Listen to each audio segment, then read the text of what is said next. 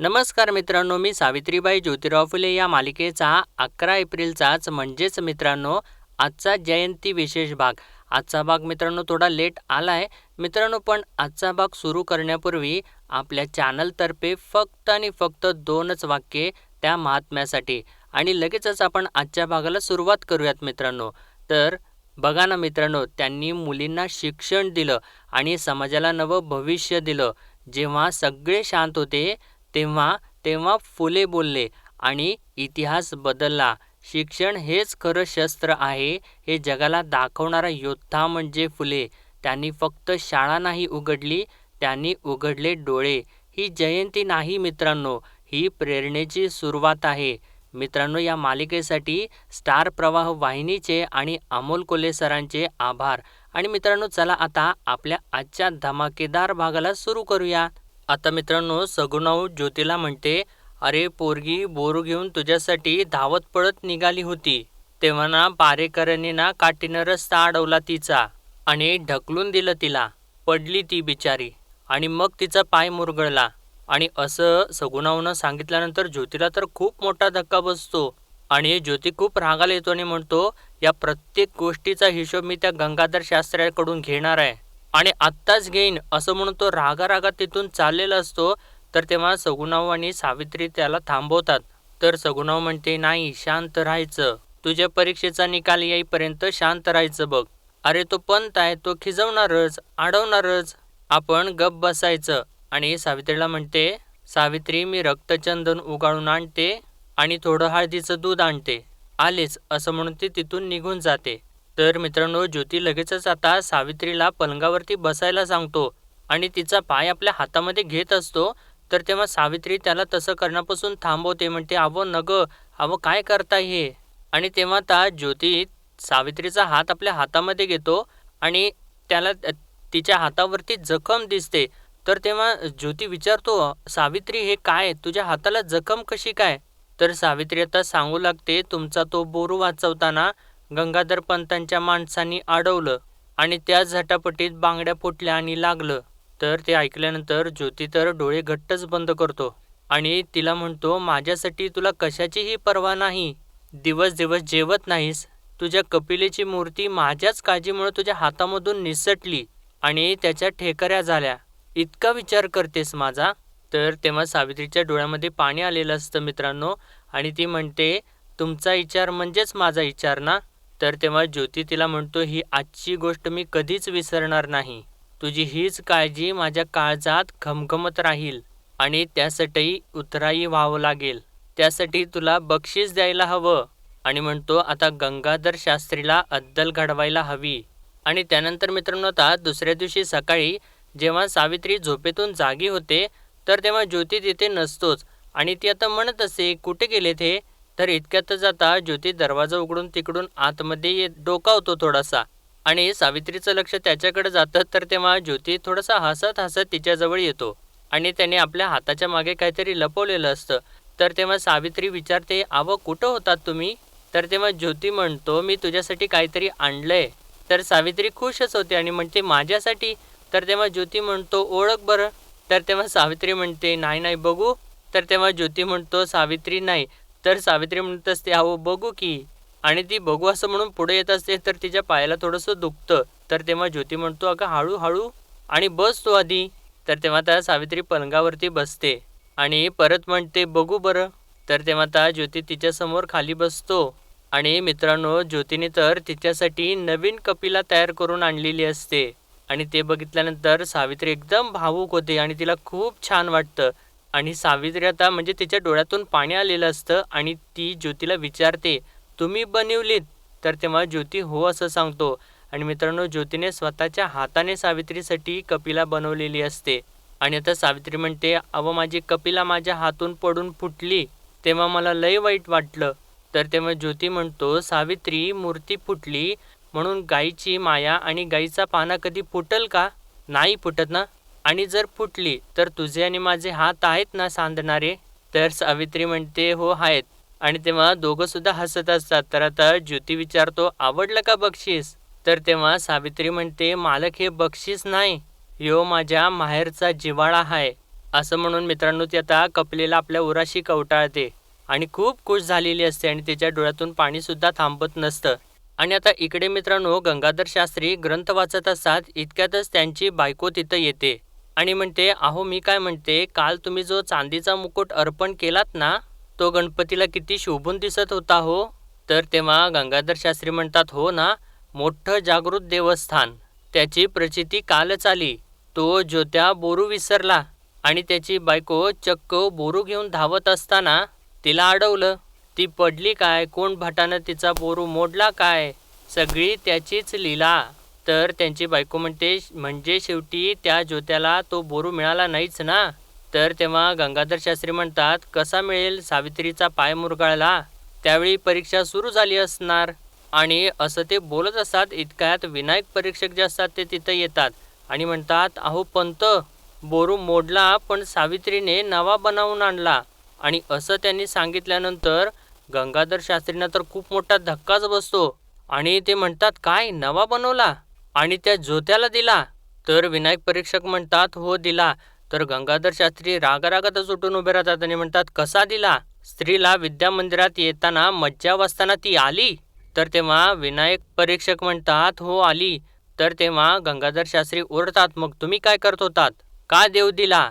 तर विनायक परीक्षक असतात ते म्हणतात, मी काय करणार, तिने बोरू सरळ मोठ्या साहेबांच्या हातात दिला, मोठ्या साहेबांच्या समोर कोणी काहीच करू शकत नाही.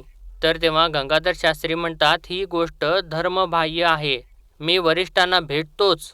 आणि विचारतात, आणि काय रे, उत्तरपत्रिका कोण तपासतो, त्याला घेऊन ये, त्याला मी सांगतो गुण कसे आणि किती द्यायचे ते.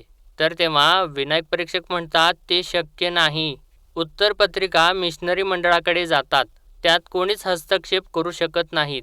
आणि म्हणतात, हां पण काळजी नसावी, त्याला पुरेसा वेळ मिळाला नाही, शिवाय घंटा झाल्यावर मी त्याच्याकडून पत्रिका काढून घेतली, त्यात त्याला बोरू उशिरा मिळाला, तो पास होण्याची शक्यता नाहीच. तर तेव्हा गंगाधर शास्त्री म्हणतात, मग झाले, तो नापास होणार एवढे पुरे आम्हास, आता गंमत बघा. असं त्यांनी म्हटल्यानंतर आता सर्वजण खुश झालेले असतात. तर त्यानंतर मित्रांनो गंगाधर शास्त्री यांनी सगळेजण म्हणजे त्यांचे जे सहकारी असतात त्यांच्याबरोबर असतात ते चक्क ज्योतीच्या घरी पोहोचतात आणि घराच्या बाहेरूनच ते आता गंगाधर शास्त्री आवाज देऊ लागतात, अरे गोंद्या बाहेर ये. आणि इतक्यातच आता राणूजी शेजारून धावत त्यांच्या समोर येतात आणि त्यांना नमस्कार करत म्हणतात, पंत, भूदेवाचं दर्शन झालं, धन्य झालो. तर रखमासुद्धा येते आणि त्यांचा आशीर्वाद घेते. तर तेव्हा आता गंगाधर शास्त्री त्या दोघांना सुद्धा आशीर्वाद देतात आणि त्यानंतर जोराने ओरडतात, अरे कुणबटा गोंद्या बाहेर ये. तर तेव्हा आता दादा आणि ज्योती धावतच बाहेर येतात.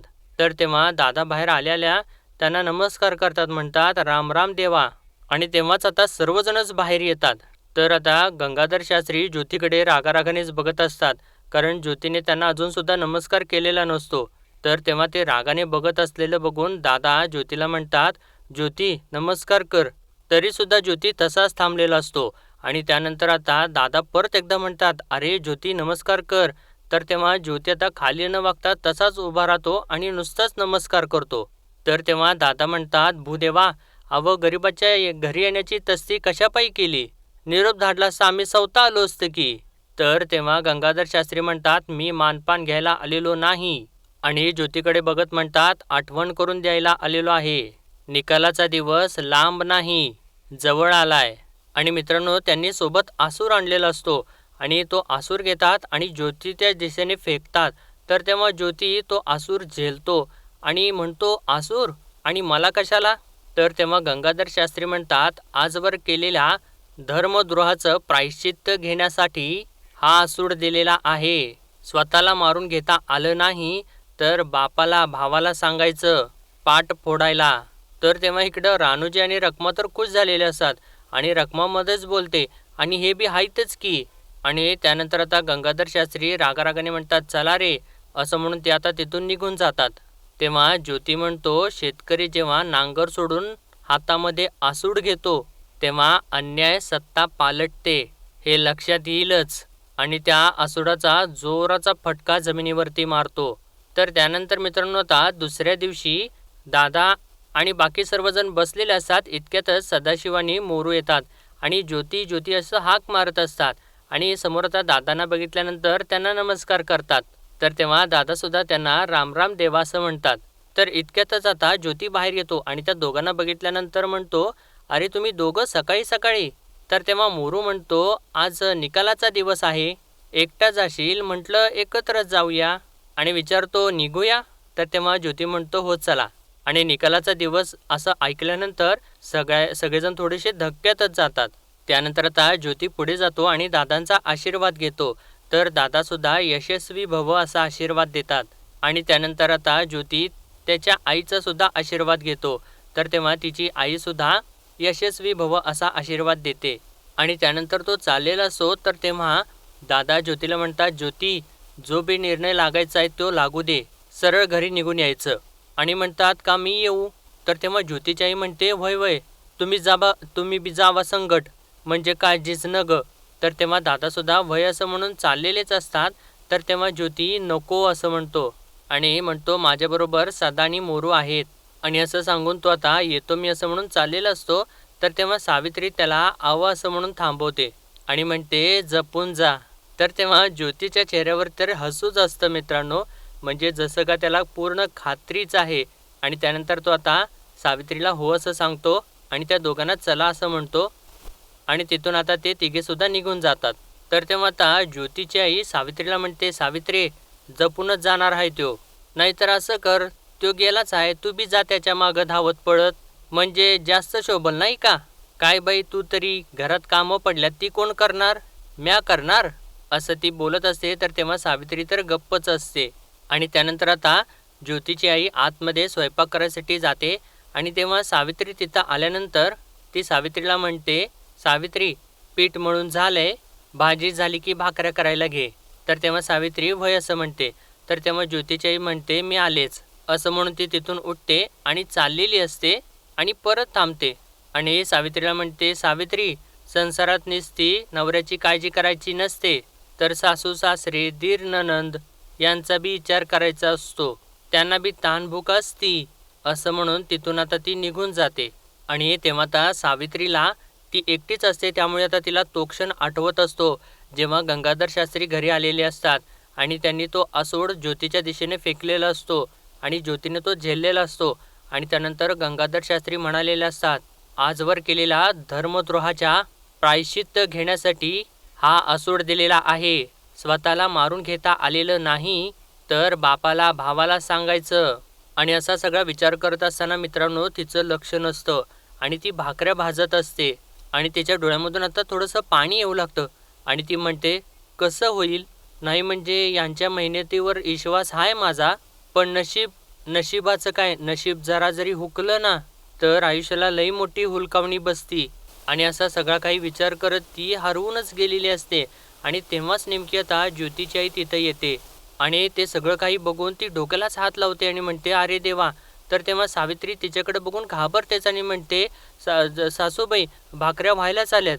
तर तेव्हा ज्योतीची आई म्हणते, अगं बाई सावित्री तुला ही बी द्या अवगत आहे, माहितीच नव्हतं मला. तर तेव्हा सावित्री विचारते कंची. तर तेव्हा ज्योतीची आई म्हणते हीच चुलीत जाळ नसताना भाकऱ्या भाजायची.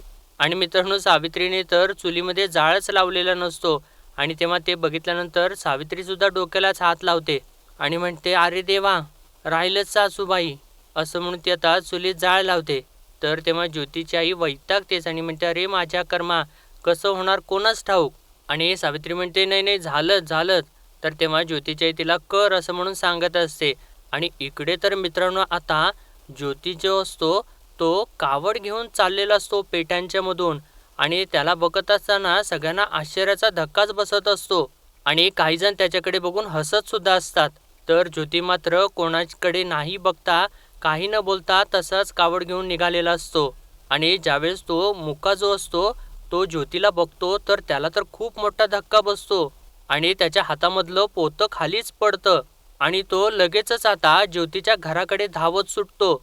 आणि नेमकं तेव्हाच इकडे आता सावित्री घराच्या बाहेर थोडीशी आलेली असते आणि तेव्हा पार्वती तिथं बसलेली असते. म्हणजे ती सावित्री जी बाहेर आलेली असते ती ज्योतीची वाट बघतच असते. आणि तेव्हा पार्वती तिला म्हणते जाऊबाई जाऊबाई ध्यान कुठं आहे तुमचं. तर तेव्हा सावित्री अचानकच मी आले असं म्हणून आतमध्ये जाते. तर तेव्हा पार्वती म्हणते अगोबाई यासनी काय झालं. आणि त्यानंतर आतमध्ये गेल्यानंतर सावित्री ज्योतीचं पुस्तक एक हातामध्ये घेते आणि त्या पुस्तकाला म्हणते, कुठं आहे तुमचं मालक, बोला की.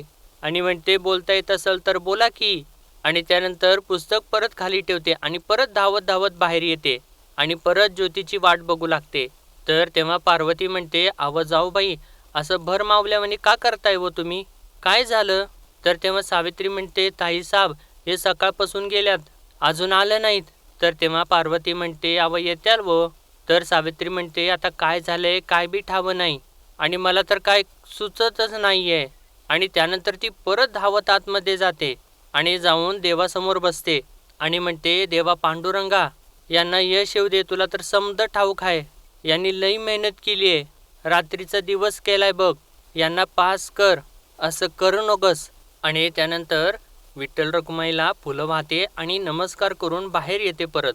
आणि तेव्हा ती जेव्हा बाहेर येते तर तेव्हा तो मुका असतो तो धावत तिथं आलेला असतो आणि तो सावित्रीला सांगू लागतो, म्हणजे सगळं काही इशाऱ्याने तो बोलत असतो आणि तो इशाऱ्याने सांगायचा प्रयत्न करत असतो. तर तेव्हा पार्वती विचारते, पाणी पाहिजेल आहे का? तर तेव्हा दादा आणि ज्योतीची आई सुद्धा बाहेर येते आणि तेव्हा ज्योतीची आई म्हणते, काय व काय म्हणतोय यो? तर तेव्हा तो मुका जो असतो तो सारखं कपाळाला हात लावून सावित्रीला सांगत असतो. तर तेव्हा सावित्रीला लक्षात येतं आणि ती विचारते, मालक? तर तेव्हा तो मुका म्हणतो, हो. तर तेव्हा दादा तर विचारतात, किसना काय रे बाबा काय? तर तेव्हा तो किसना जो असतो तो असं शेड्डू मारून दादांना सांगतो. तर तेव्हा दादा म्हणतात, कोण ज्योती? तर तेव्हा किसना हो हो असं करतो. तर दादा म्हणतात, त्याचं काय? तर तेव्हा किसना जो असतो तो असं कावड वगैरे असं करून दाखवत असतो, पण कोणाला काही समजत नसतं आणि दादा म्हणतात, अरे काय सांगतोयस, काय बी कळत नाही आहे. तर तेव्हा किसना सारखं सारखं ते सगळं काही करून दाखवत असतो, कावड करत असतो, डोक्यावरती घागर दाखवत असतो. तर तेव्हा दादा त्याच्यावरती चिडत असतात, अरे किसना काय? आणि त्यानंतर किसना बाजूला जातो आणि तिथं विहिरीवरती 2 कळशा ठेवलेल्या असतात. त्या कळशा तो घेतो आणि अगदी कावड कशी असते तसा आकार करून दाखवतो आणि ते बघितल्यानंतर सावित्रीला लक्षात येतं आणि ती एकदमच कावड असं म्हणून ओरडते आणि तिने असं म्हटल्यानंतर सर्वजणच घाबरतात आणि सावित्री तर डोक्यालाच हात लावते. तर तेव्हा किसना परत सगळं काही करून दाखवतो आणि तेव्हा सावित्रीला सगळं समजतं आणि ते म्हणते, अरे देवा, हे कावड उचलतात. आणि सर्वजणच तोंडालाच हात लावतात आणि तेव्हा सावित्री रडूच लागते, म्हणते, म्हणजे नापास झालं. आणि त्यानंतर सावित्री मालक असं जोराने ओरडते आणि चक्क मित्रांनो ती धावतच सुटते. तर तेव्हा ज्योतीची आई, अगं सूनबाई थांब की, असं ओरडत असते, पण सावित्री कोणाचं काही एक ऐकत नाही आणि ती तशीच धावत सुटते. तर तेव्हा पार्वती सुद्धा अव अव थांबा की असं म्हणत असते, पण सावित्री काही थांबत नाही. तर तेव्हा दादांना खूप त्रास होऊ लागतो आणि दादा म्हणतात, अरे देवा, तरी मी सांगत होतो, अरे माघार घे माघार घे, तरी ऐकलं नाही माझं, आता झाली का पंचायत? असं म्हणून ते गडबडीने चप्पल घालतात आणि ज्योती, अरे ज्योती असं म्हणून तिथून ते सुद्धा धावत सुटतात.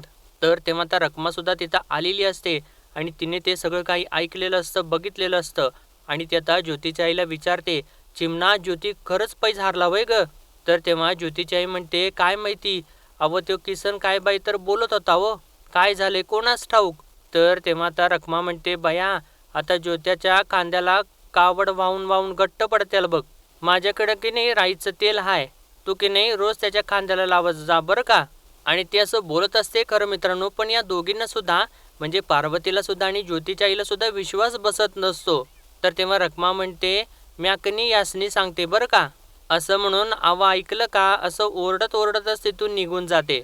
आणि त्यानंतर घरामध्ये जाऊन राणूजींना म्हणते, आवा ऐकलं का, कुठं आहेसा, असं म्हणून हसायला चालू करते.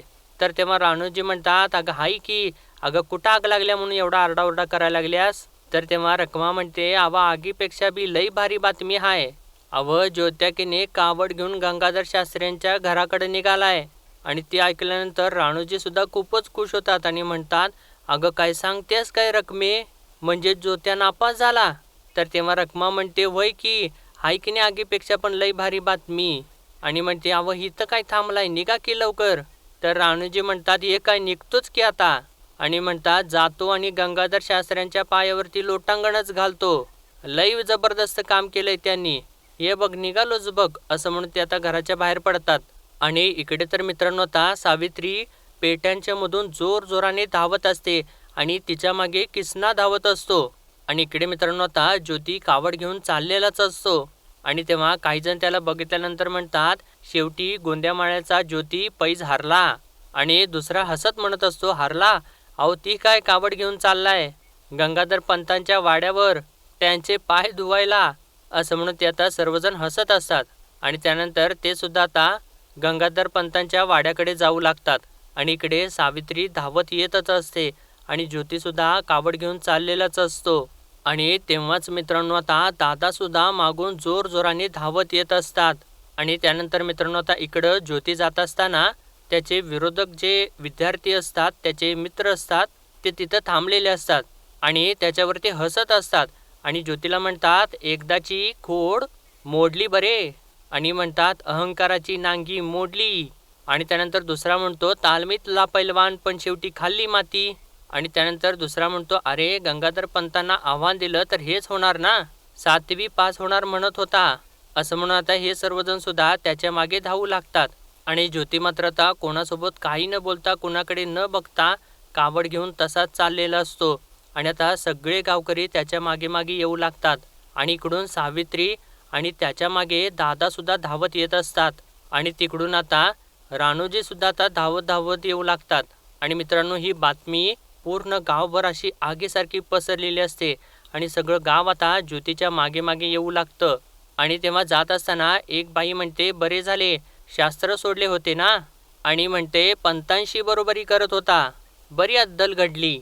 तर इकडे आता गंगाधर शास्त्री मंत्र समजावून सांगत असतात, तन्नो दंती प्रचोदयात. आणि म्हणतात, वेद हा एक प्रतापच आहे. आणि इतक्यातच त्यांची बायको वरून खाली धावत येते आणि म्हणते, अहो ऐकलत का? तर तेव्हा गंगाधर शास्त्री काय आहे असं तिच्यावरती ओरडतात. तर तेव्हा त्यांची बायको म्हणते, अहो तो माळ्याचा ज्योती खांद्यावर कावड घेऊन येतोय. आणि ते ऐकल्यानंतर गंगाधर शास्त्री तर खूपच खुश होतात आणि म्हणतात, काय ज्योत्या कावड घेऊन येतोय, म्हणजे तो परीक्षा नापास झाला. आणि म्हणतात, होणारच होता, असं म्हणून मोठमोठ्याने हसू लागतात. तर तेव्हा त्यांची बायको म्हणते, मी काय म्हणते, तुम्ही साक्षात जाऊन स्वतःच्या डोळ्यांनी पहा ना. तर तेव्हा गंगाधर शास्त्री आता उठतात आणि हो हो असं म्हणून बाहेर येऊ लागतात. आणि मित्रांनो तेव्हाच आता इकडे बाहेर ज्योती कावड घेऊन पोहोचलेला असतो आणि बरोबर त्यांच्या वाड्याच्या समोर तो उभा राहतो. आणि तेव्हाच आता वरून गंगाधर शास्त्री बाहेर येतात. आणि इतक्यातच मित्रांनो तिकडून सावित्री धावत येते आणि तिच्या मागे दादासुद्धा धावत आलेले असतात. आणि राणोजी सुद्धा तिथं पोहोचतात. आणि ज्योतीला असं कावड हातामध्ये घेऊन बघितल्यानंतर त्या सगळ्यांनाच धक्का बसतो. आणि इकडे वरती गंगाधर शास्त्री तर खूप हसत असतात आणि त्यांचे सहकारी सुद्धा खूप हसत असतात. आणि सावित्रीच्या डोळ्यामधून मित्रांनो पाणी आलेलं असतं. पण ज्योती मात्र तसाच खिन्न होऊन उभा असतो आणि त्याच्या हातामध्ये अजून सुद्धा कावड असतेच. आणि मित्रांनो आजचा भाग इथेच संपतो आणि पुढील भागामध्ये आपण पाहणार आहोत, गंगाधर शास्त्री आता ज्योतीला म्हणत असतात, आज मी इथं वर उभा आहे आणि तू खाली मातीत. लक्षात ठेव, लक्षात ठेव हे अंतर. तू कितीही चाललास तर युगानी युगे हे संपणार नाही. आणि त्यानंतर आता दादा ज्योतीवरती ओरडत असतात.